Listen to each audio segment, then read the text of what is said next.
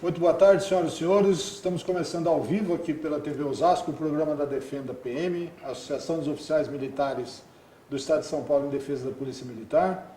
Mais uma vez, o Coronel Ernesto Puglia Neto, secretário da associação, está aqui comigo. E hoje nós vamos conversar com o Célio Egídio da Silva, que é professor de Direito da USP, jornalista da Rádio Trianon e tenente-coronel da Polícia Militar. O tema, eleições. Sejam bem-vindos.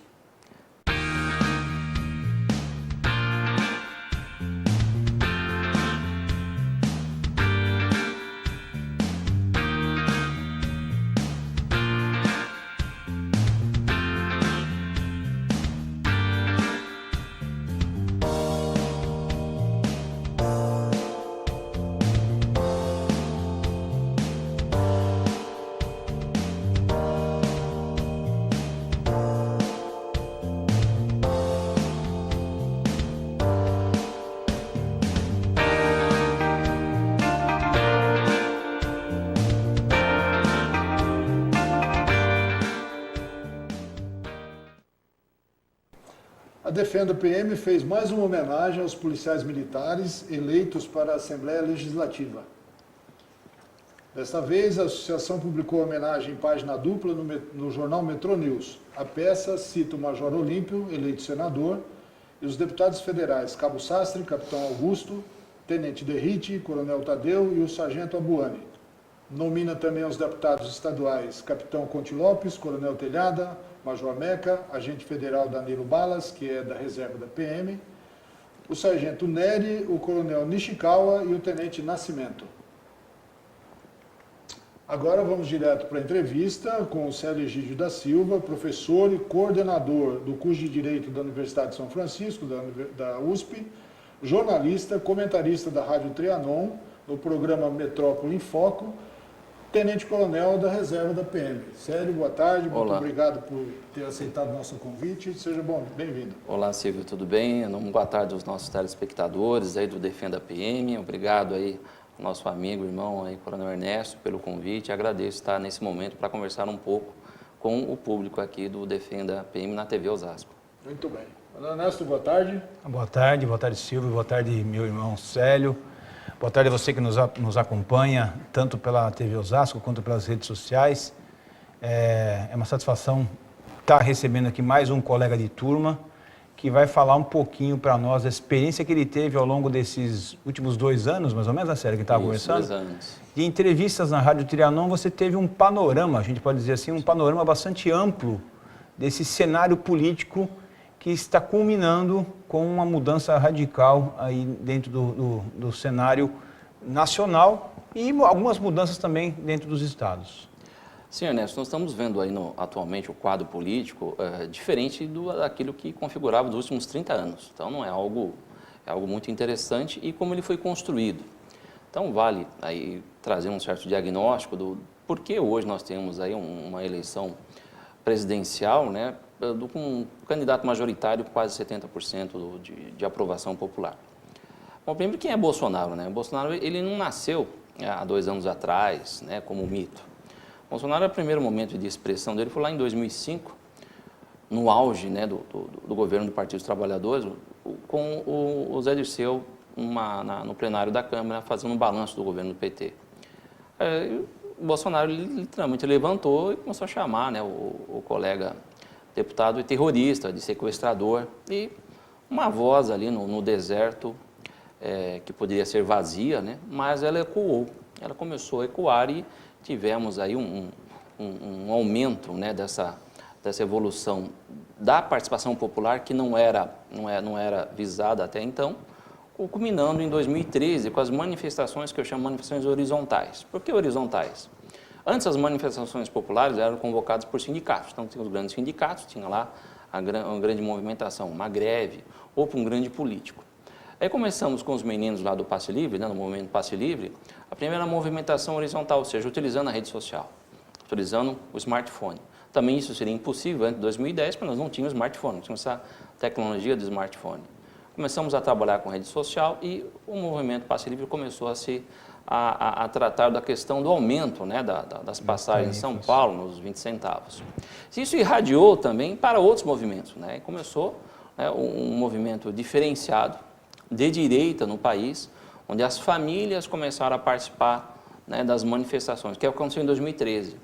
Até eu louvo a PM, que num primeiro momento ela teve um ato de pura repressão, utilizando lá as cartilhas de controles de distúrbios civis da década de 70, e em poucas semanas ela teve que se adaptar à sua tecnologia de controle de distúrbios civis para uma proteção ao manifestante. Então foi muito interessante, viu, Silvio, esse momento histórico. Muitas fotos, né? Daí começou a mudar o perfil e começou a trazer aí o selfie, né, com o policial e não mais. E o comportamento da PM foi fantástico, evoluiu muito a PM em poucas semanas para entender esse novo movimento social. Isso foi ampliando, então a direita começou a ocupar seu espaço, verde e amarelo, tirando o que significaria, né, a atual esquerda. Então nós tivemos essa conjuntura inicial, né, ela começou a se borbulhar na sociedade e com as redes sociais começamos a ter movimentos horizontais. Quando falo movimento horizontal é aquele que não existe um líder, né, um capo, né? Como acontece com o PCC, eles não têm capa, eles são a criminalidade horizontal. Começou a crescer e corroborou com o quê? Com a Operação Lava Jato. Não é nem o impeachment da Dilma, né? E também foi um fator para o impeachment, mas também com a Operação Lava Jato nós tivemos em 2013 a Lei de Crime Organizado, que eu acho que foi um vacilo da Câmara Federal, né? Foi um vacilo. Eu acho que o nosso deputado não entendeu o que ele estava aprovando, alguns acho que até hoje, né? Agora entendeu. Ele não entendeu o que ele estava aprovando, ele disse, é para prender bandido, para prender lá, infelizmente é aquele jargão que colocam, né, para prender o pobre, o preto e da periferia, né, e literalmente o excluído da sociedade. Mas aquilo lá dava base para a Lei de Crimes Hediondos lá de 90. Né, a Lei de Crimes Hediondos de 90, que por sinal Michel Temer foi um grande baluarte da Lei de Crimes Hediondos com a tal da delação premiada, né, a popular delação premiada. Então ela organizou, por isso que as operações policiais da Polícia Federal, Anaconda, todos aqueles nomes que eles colocam nas operações, elas não estavam dando certo, você não tinha uma finalidade, você tinha uma série de provas, mas não conseguia prosseguir. Com a Lei de Crime Organizado, deu base para a Lava Jato. Lava Jato, impeachment da Dilma. Né? O Temer subiu, mas ninguém gostou do Temer, né? Veja que em seguida teve o Fora Temer, inclusive pela direita e pela esquerda. Então nós tivemos uma grande atmosfera, Silvio, para que a direita ascendesse no Brasil, desde lá de 2003, então são 5 anos. E, logicamente, Bolsonaro, ele se apresentou como uma pessoa de direito, como um militar, né, esse viés militar foi muito importante, pessoa de direito, e a direita começou a ascender. E nas eleições já municipais, né, nós tivemos essa estrutura da saída, do contágio que os partidos de esquerda estavam dando para os seus sucessores. Vide que tivemos um grande alinhamento e vários municípios nós tivemos perdas significativas do Partido dos Trabalhadores e das prefeituras. Então começa a recrudescer um grande movimento de direita no país, não visto antes, nós não tínhamos visto antes. Chegando, né, culminando aí nas nossas eleições atuais, com esse quadro que nós estamos começando a observar da ocupação da direita. E o interessante é que na rádio, já que vamos falar aí um pouquinho da rádio, a Rádio Trianon, nós fomos um dos fundadores do programa Metrópole em Foco, né, com o objetivo de tratar a cidade de São Paulo. E logo em seguida da saída do governo do PT, né, do Haddad, por um acaso, nós tivemos a chegada do Dori e começamos a entrevistar praticamente todos os subprefeitos ou administradores regionais ou secretários regionais, como queiram, cada administração põe um nome, né, na cidade, praticamente todos os secretários, o próprio Dori, vice-prefeito, deputados, e começamos a entender um pouco. De fato, um grande colégio eleitoral, que é a cidade de São Paulo, ela ficou um pouco abandonada nos 4 anos, né, da administração do Partido dos Trabalhadores. Então, ela foi abandonada em vários pontos, né, questões ambientais, por exemplo, elas não eram tratadas, trouxemos vários secretários numa visão sistêmica, percebemos que foram abandonadas. A questão da Avenida Paulista, ela estava começando a virar uma periferia, né, literalmente, que ela é o nosso cartão postal. E uma série de situações começaram a acontecer e vide que, né, o Haddad não foi eleito e criamos o outsider aí, que é o João Dória Júnior, né, que acho que foi um lado interessante. E um modelo dele, né, que ele, dias depois, o modelo político dele, dias depois ele já estava no celular, 7 horas da manhã, 11 horas da noite, e criou aí todo o mito, né, já que estamos essa palavra mito na parada, né, mito João Trabalhador. Então, tudo isso vem a trazer, né, a hipótese, né, da direita se ampliar e se ocupar o espaço dela. Então, isso começou já há um bom tempo e vem se consolidando e chegamos nos dias atuais. Célio, eu vou fazer um paralelo aqui, talvez eu dê uma fugida um pouco da ideia básica. Existe uma frase que roda na internet, aqui ela é anônima, pelo menos eu não consegui descobrir o autor, que fala que o jovem que não é socialista não tem coração e o adulto que é socialista não tem cérebro. Não estou dizendo que concordo com a frase, por favor. Mas a gente pensando na democracia brasileira, a partir de 1988, com a promulgação da nova Constituição, você entende que esse movimento era um movimento previsível, que nós caminhássemos para a esquerda depois de sair de um momento dito de exceção, até 1985, depois eleições indiretas, depois eleições diretas. Você entende que era um movimento previsível, que nós tendêssemos à esquerda e agora nós estamos fazendo um caminho inverso? Só que esse caminho inverso foi adiantado para um outro extremo pela não aceitação da prática da corrupção pela população? Olha, Ernesto, historicamente o Brasil ele vive processo de centralização de poder e descentralização, né? Ele é bem típico observar nos últimos 100 anos, essa é mais ou menos a dinâmica. Vamos lá, da Constituição de 88. A Constituição de 88 ela foi muito tensionada em virtude do regime anterior, né? Que podemos chamar de que houve uma ditadura militar, uma estrutura democrática militar, ou qualquer estrutura que a gente venha a dar adjetivo não dá para compor o que nós tivemos aqui no Brasil. É diferente de muitas outras que chamaram ditaduras, os estados totalitários, que realmente permanecia um poder, uma única pessoa, fato esse que não aconteceu no Brasil. E tivemos uma grande tensão. Então, ela tem momentos lá na Constituição Federal que ela é extremamente social, né? Não que ela venha a trazer ao socialismo, mas uma socialidade, né, que existe no Código Civil, e Miguel Reale, que foi sempre um grande jurista, ele fala dessa necessidade da cultura regional brasileira e melhorar essa discussão regional. E temos momentos lá de tensão, né? Temos um momento de tensão onde há um enrijecimento de propriedade privada, etc. Então, ela foi um momento de tensão brasileira na formação da Constituição. Vide que ela tem uma série, né, de falhas e ela precisa ser reorganizada, né? Principalmente que ela não atende muitos anseios atuais. Aí tivemos aí esse período, né, que não vamos chamar, que tivemos governos de esquerda no Brasil e chegamos aí no Luiz Inácio Lula da Silva. O que acontece com muito o que aconteceu no governo do PT, que ele se perdeu? Até eu já postei isso na minha rede social. Ele errou em minorar, né, a crise de 2008. Isso o PT ele errou feio, é um erro crasso, né, não dá para repetir as palavras do Cid lá do Ceará, mas eles erraram muito, foi um erro muito grotesco em traduzir que existia uma marola somente, essa grande onda da crise do subprime americano aqui não atingiu o Brasil. Então, eles erraram, esqueceram da globalização, esqueceram que hoje nós temos aí uma grande interação com os outros países. Então, foi um erro crasso e é o que quebrou. Até então, nós tínhamos caixa, estávamos bem. E o primeiro governo Lula, ele foi muito bom, porque ele foi um governo de uma estrutura econômica republicana. Tínhamos a Marcos de Boa, muita gente boa lá, e realmente houve uma proposta republicana. Que foi se perdendo na ideologia, foi um momento que começaram a sair as grandes cabeças do Partido dos Trabalhadores. Então, ele perdeu esse momento, que talvez seria o baluarte da esquerda, e foi literalmente ladeira abaixo, com subestimar literalmente essa crise internacional, que derrubou todas as bolsas, quebrou empresas, e lógico que ia chegar no Brasil. Não a questão dos títulos podres que não eram comercializados no Brasil, mas chegaria de uma forma ou outra.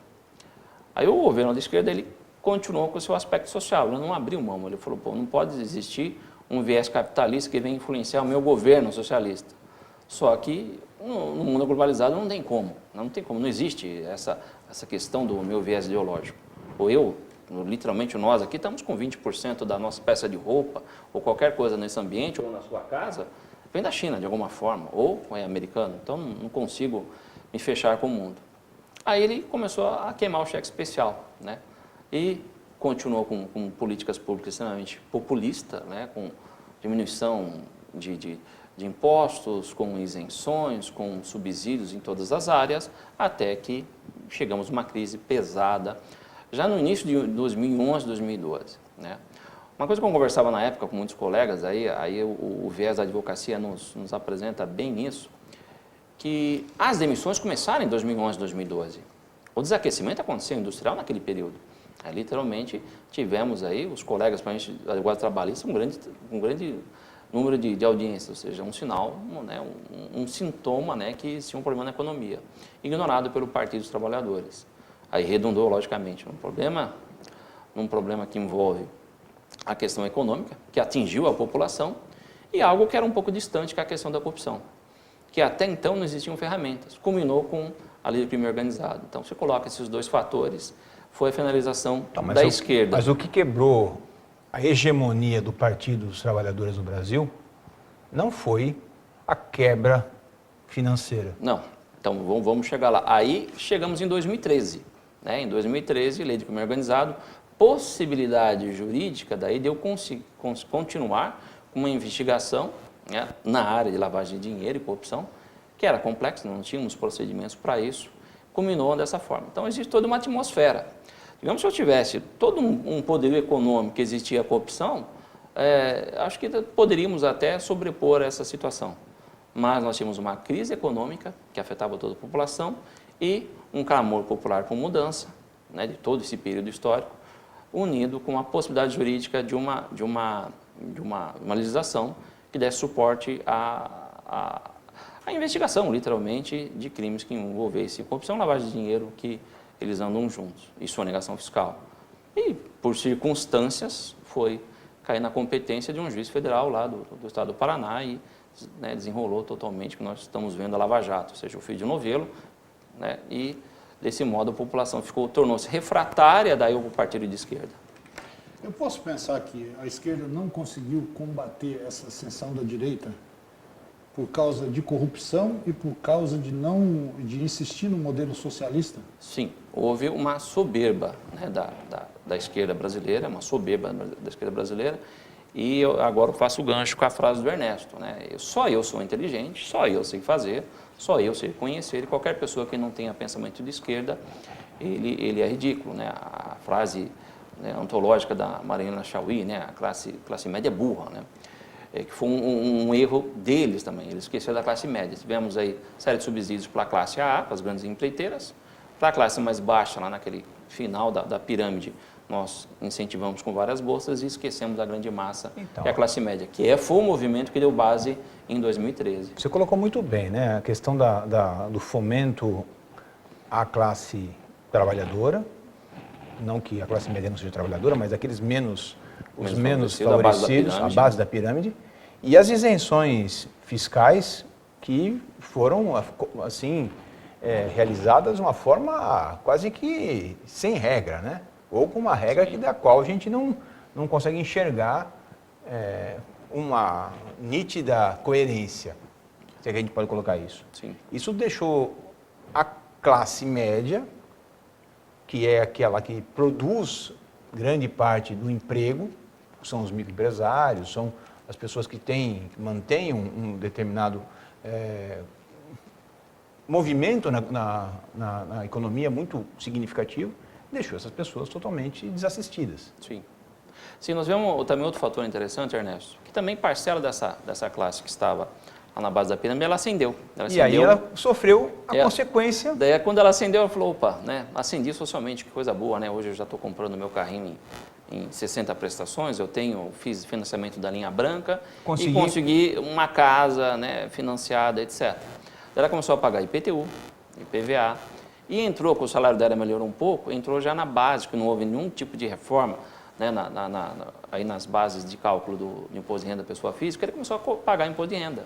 Ela falou, meu Deus, mas eu não sou classe média. Ela olhava, eu não sou classe média. E a esquerda, né, insistindo que, olha, você é classe média agora, você pode ir para Miami.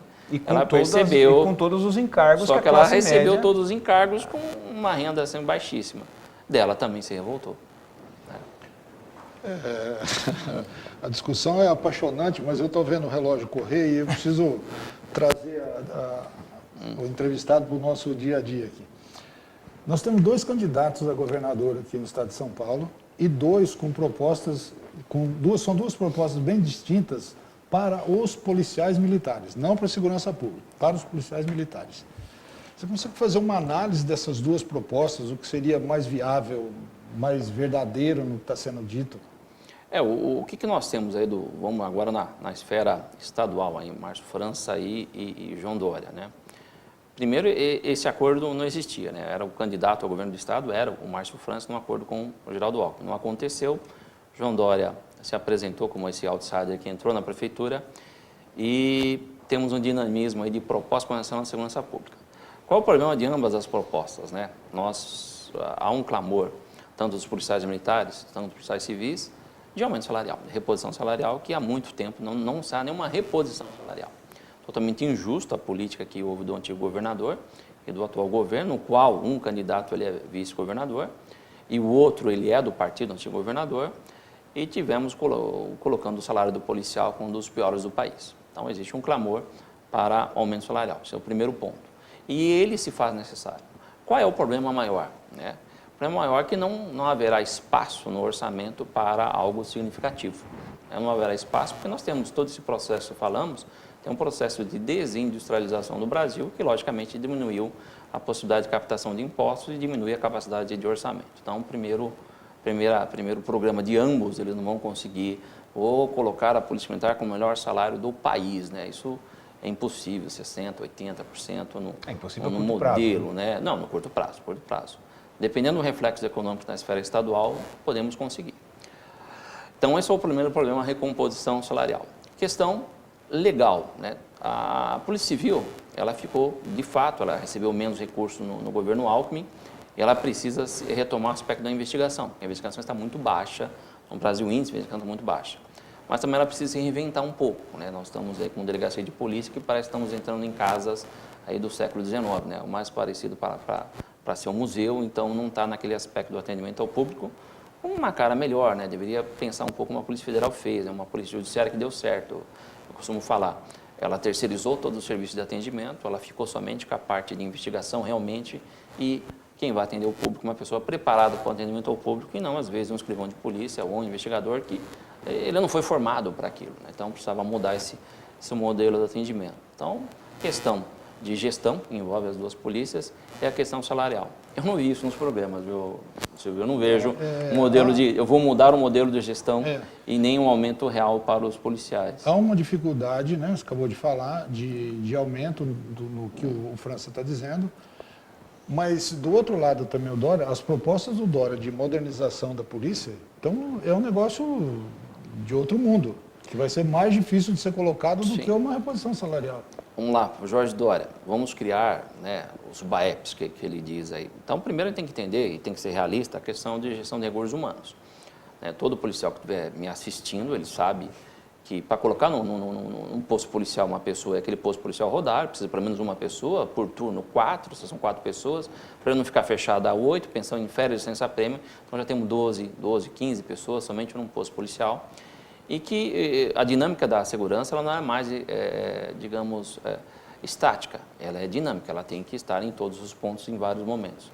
Então, esse tipo de criação de modelo, né, ele vai consumir um RH violento, vai conseguir um ETIB violento e não vamos ter uma solução prática para a população. Então, isso é um dos modelos aí do João Dória. Criar vários batalhões especiais, né?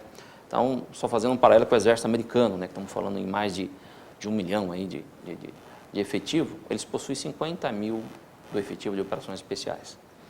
Então, é algo ínfimo. Por quê? Se nós temos equipes especiais, elas têm equipamento especial, né, ela tem um treinamento especial, ela tem uma demanda especial utilizada em momentos especiais. Então, a partir do momento que você, digamos, populariza isso, você não vai ter condições de suportar e não dar a qualidade que alguns BAEPs hoje estão dando em toda a cidade. Então, talvez modelos que estão sendo apresentados pelo João Dória não serão eficazes. Nós sabemos que todos eles estão apresentando modelos de segurança que não importam, né, a prevenção primária, conhecida prevenção primária, que é uma reestruturação da sociedade, cidadania. Né? Eu gosto muito da vigilância solidária que vem acontecendo aqui na cidade de São Paulo, vem acontecendo em algumas cidades do interior, eu gosto muito dela. Então, são mecanismos em que a sociedade pode fiscalizar. Hoje mesmo, né, saiu uma pesquisa Falando que as cidades do interior, ela tem um índice de cerca de 25% de possibilidade de você ser vítima de um crime de roubo que na cidade de São Paulo. Porque você tem um mecanismo de fiscalização da própria comunidade. Isso pode acontecer na região metropolitana tranquilamente com a vigilância solidária, ou seja, trabalhos aí de prevenção primária. E todos os candidatos estão fazendo algumas promessas aí que são impossíveis em termos de recursos humanos e são impossíveis em termos aí financeiros. Tomara a Deus, logicamente, como policial militar, que tenhamos 60, 80, seja o melhor salário do país, aí, uma questão até da família.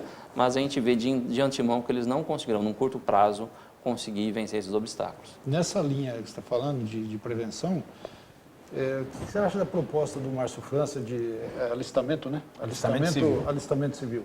Fantástico, né? A ideia de você trazer a sociedade para o aspecto cidadania, não só na segurança, em todas as áreas, ela é sempre bem-vinda, né? Eu vejo que o brasileiro, no geral, ele entende que a coisa pública é algo distante dele, né? algo distante, ele não é participativo. Mesmo pelos processos que nós temos na atividade da administração pública em geral. Ela ainda é muito velha, né? Ela é velha porque para entrar na administração pública eu tenho que ser concursado, ato administrativo formal. E se criar dinâmicas em que a pessoa pode participar tanto dos processos de segurança como dos demais processos de cidadania e educação, seria muito interessante. Então a proposta do Márcio França, neste ponto, é muito boa. Eu vou até mais longe. Estamos aqui na TV Osasco, eu comandei Osasco, eu conheci a JUCO. Quem é da região aqui sabe, conhece a JUCO, Juventude Cívica de Osasco, que é um case de sucesso dentro da criação de oportunidades para trabalho. Então, você talvez que esteja nos assistindo, talvez até tenha participado em algum momento da sua vida, aí após na sua adolescência, da JUCO. Se você participou, eu entendo que essa oportunidade que se dá de criar emprego, criar condições de se obter um emprego, é mais do que criar um emprego, né? Porque você tem que qualificar as pessoas para elas buscarem efetivamente uma posição no mercado de trabalho. Acho que isso é fundamental e atende não só a requisitos de segurança, mas atende a requisitos de cidadania, e esse requisito de cidadania vai rebater em diversas outras áreas. Você melhora a parte econômica, você melhora a parte social e automaticamente melhora também a parte de segurança. Agora, independente de Márcio França ou do Dória, um programa que é fantástico é o ProERD, que a gente estava conversando até agora há pouco, né? Esse programa em que há o policial na escola e desenvolve todo um processo, né, de prevenção contra as drogas nas crianças. Não é mensurável o quanto aquilo lá retirou uma criança das drogas ou um adolescente das drogas, mas é um projeto fantástico, eu acho um case de sucesso da Polícia Militar que deve continuar. É lógico, nós temos que ter tropas especiais, nós temos que ter equipamento, nós temos que ter viatura, tem que ter, né? E nós temos também tem que ter um arcabouço legal. É muito interessante a dinâmica jurídica que o policial ele não tem sistema de proteção legal, como um acompanhamento jurídico, que é feito hoje pelas associações, sendo que ele está naquele momento como agente do Estado, não como um agente individual.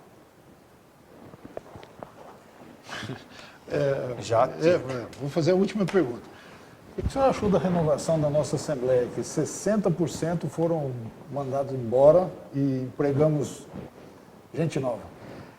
O que já conversamos, Silvio, houve uma renovação até que natural dentro de um dado momento histórico que estamos vivendo e necessário, né? Nós não podemos pensar que um político vai ficar 24, 25 anos, né? Nós temos que ter uma inovação no Brasil. Se queremos um Brasil novo, tem que ter um político novo. Então, parabéns à população que renovou realmente o parcela do nosso parlamento. E interessante é a quantidade de policiais militares, né? Então, hoje, o policial militar, o militar em geral, o militar federal, ele tem uma grande responsabilidade. Porque, afinal de contas, ele vem se apresentando como o novo, a pessoa que realmente vai agir com coerência contra a corrupção e a favor da população. Muito bem, chegamos ao fim, então, desta aula do professor Célio, tenente-coronel da Reserva da PM. Muitíssimo obrigado por sua participação. Ernesto, obrigado de novo. Tenham todos uma boa tarde, ótimo final de semana e até quinta que vem.